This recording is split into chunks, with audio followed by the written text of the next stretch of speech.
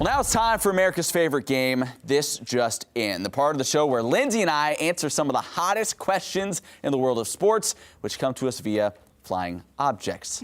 All right, let's begin. First question right here. This Just In.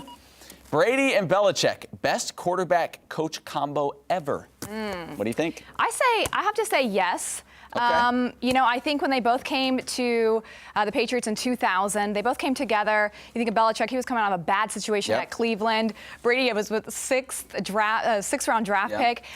So they I think some chemistry was created there. But they have won together in regular season 148 games. Crazy. The next closest is 116. So they got 2 seasons.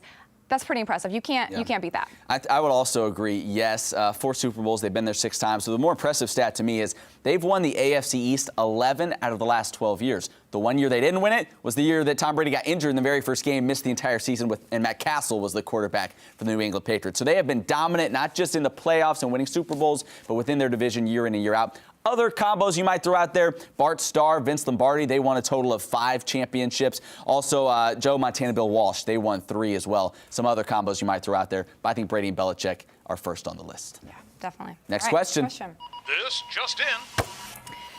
All right. Do you buy that Atlanta Hawks will be an NBA title contender? Do I believe they can win it? I got to see it to believe it. When you think about the playoffs, you think about stars rising up and carrying teams. You think about LeBron and Wade. You think about Michael and Scottie. You think about Kobe and Shaq.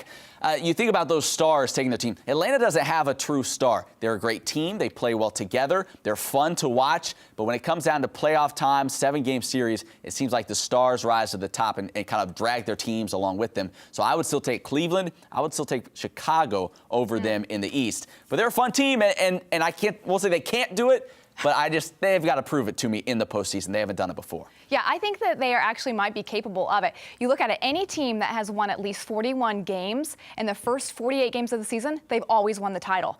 They're in that position. So they could win. You look at the Spurs from last year. They had the same style team. They don't have like a real huge star. They have a team style, so they can do it. The problem for them is right now, their defense is really bad. They're 28th in the league in the three-point line. They're allowing at least 10 points a game. They got to work on that.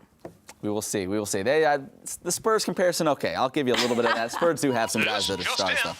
Will Kentucky go perfect this basketball season? Ooh, that's a tough question. You know, when I think of basketball, people want to compare it so often and say, can a team have a perfect season like this? It's not like football when you can have a team like Florida State who can go perfect almost for 2 seasons because they only have 1 game a week. Sure. Basketball, they have 2, 3 games a week. That's a lot of mental wear, a lot of physical wear on players on the team. And so I think that they will lose to somebody at some point, not because they're not good, but because of just the mental wear and tear. Yeah, I think they'll lose as well. They're still a young team, right? They have had some close calls this year in overtime to Ole Miss, double overtime to Texas A&M. Watch February 10th at LSU. If I were to predict one game in the regular season, that's the one.